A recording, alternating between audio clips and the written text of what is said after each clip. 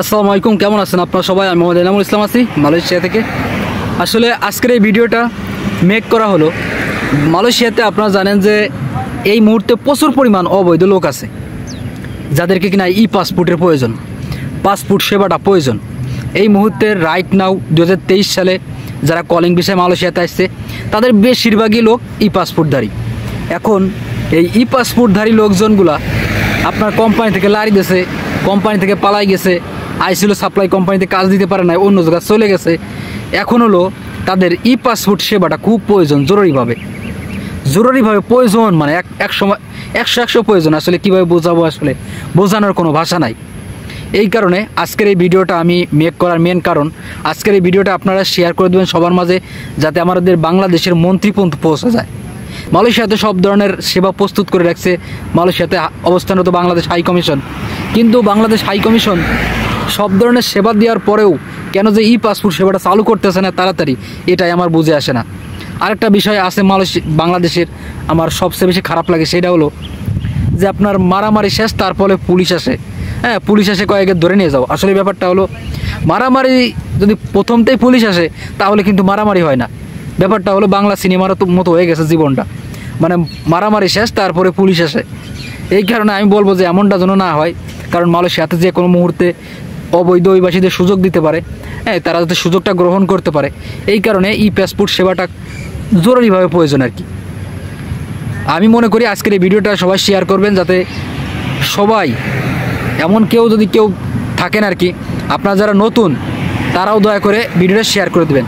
আমার যারা দর্শক যারা আছেন, আপনারা যারা ভাই ব্রাদার যারা আমার ফলো করেন, আপনারা দয়া করে ভিডিওটা দেখলে পারে আপনাদের রিকোয়েস্ট থাকলো ভিডিওটা শেয়ার করে দেবেন। কারণ রাইট নাও এই মুহূর্তে মালয়েশিয়াতে পাসপোর্ট সেবা জরুরিভাবে প্রয়োজন, জরুরিভাবে। আসলে যে এটা বলার মতো না, অনেকেই আসলে বলতে পারে না, অনেকেই আসলে এইগুলা কন্টিনিউ করতে পারে না। তারা আসলে মুখ বুঝে রয়েছে যে কখন আর কি বাংলাদেশ হাই কমিশন বলবে যে পাসপোর্ট সেবা চালু হয়েছে।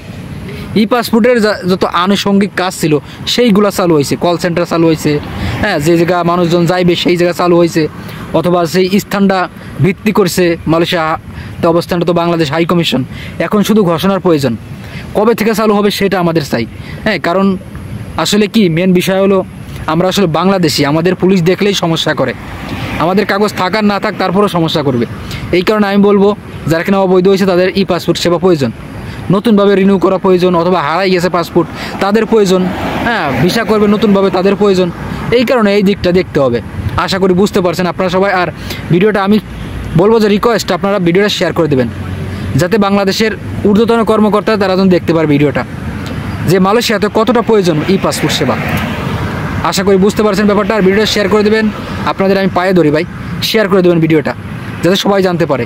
আর মালয়েশিয়াতে যারা দেখবেন অবশ্যই ভিডিওটা শেয়ার করে দেবেন।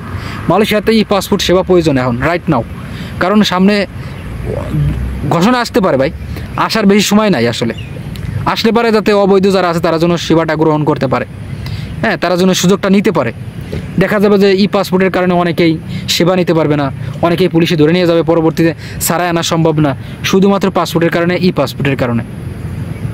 আশা করি আপনারা বুঝতে পারছেন ব্যাপারটা। আর ভিডিওটা শেয়ার চাই ভাই, ভিডিওটা অবশ্যই শেয়ার করে দেবেন। ধন্যবাদ, সবাই ভালো থাকবেন, আর দেখা হবে পরবর্তী কোনো ভিডিওতে। আর আপনাদের কোনো মতামত এবং কমেন্ট যদি থাকে অবশ্যই ভিডিওর কমেন্টে করে যাবেন যে পাসপোর্ট সেবার কতটুকু গুরুত্ব আছে মালয়েশিয়াতে। ধন্যবাদ, সবাই ভালো থাকবেন, দেখা হবে পরবর্তী কোনো ভিডিওতে।